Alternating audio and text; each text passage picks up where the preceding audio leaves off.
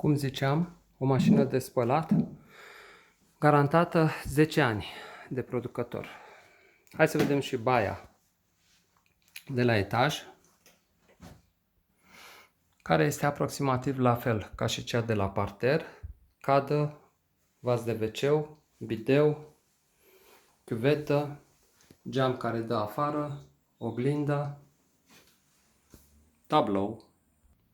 Și de pe hol intrăm în primul dormitor din stânga noastră, care la fel are lemn pe jos, iar tavanul placat cu lemn. Aspect rustic, mobilă venghe și balcon. Ieșim pe balcon. Este un balcon mic, foarte cochet.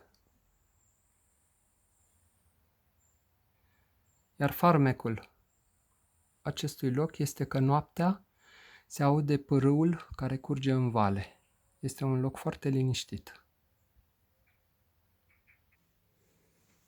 Un alt hol în care intrăm în al doilea dormitor. Asta este cel mai mare dormitor. La fel, placat cu lemn și sus și jos. Are și o cămăruță aici, mobilă puțină și cochetă și ieșire pe terasă. Și al treilea dormitor, la fel cu ieșire pe terasă, dormitor mare și acesta, mobilă venghe în toată casa. Ieșim pe terasă. O terasă foarte mare, placată cu lemn, gresie pe jos, are 10 metri lungime și se încadrează într-un peisaj fantastic. Bineînțeles că și această terasă este un loc de relaxare. Să ne așezăm aici și să privim munții din fața noastră. Munții din Comarnic, din Breaza. Și aceasta este și curtea văzută de sus cu foișorul, grătarul, scările, căsuța de copii, cățelul care ne păzește. Cu adevărat un loc de odihnă extraordinar. Tot aici pe terasă pot să vă arăt mai bine țigla, ceramică. Este cea mai scumpă țiglă. O țiglă garantată 80 de ani, care este extraordinar de bine izolatoare fonic și termic.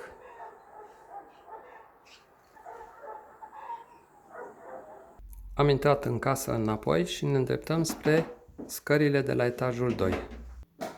Scările pleacă de aici. Sunt la fel scări de lemn, mai înguste și mai abrupte. Am ajuns la etajul 2 și intrăm în primul dormitor, care este un dormitor drăguț, simplu, cu geam, aproximativ 10 metri pătrați. Ieșim din dormitor, găsim un vestibul pe hol.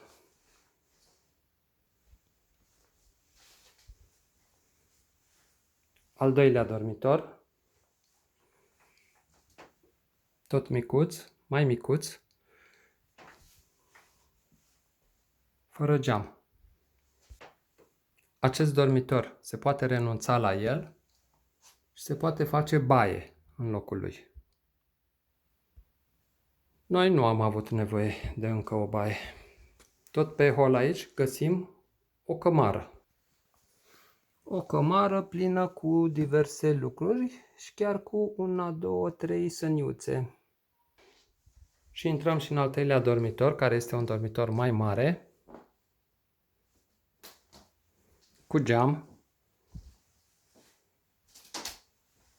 și aceeași mobilă în toată casa, venghe. Recapitulăm punctele forte ale casei.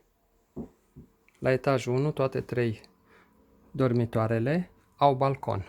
Acesta este balconul mic, intim, în care se aude pârâul ce curge în vale. Terasa mare, fantastică, cu vedere la munți.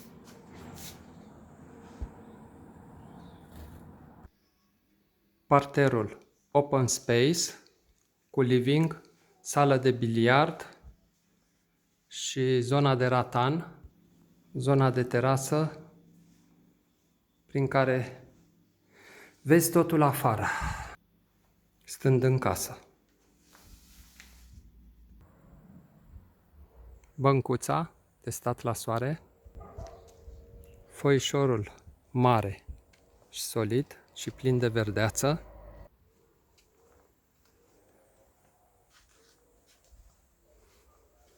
grădina extraordinară cu 15 pomi fructiferi. În momentul ăsta vișinele sunt coapte. Și revenim de unde am plecat și vă mulțumesc pentru vizionare.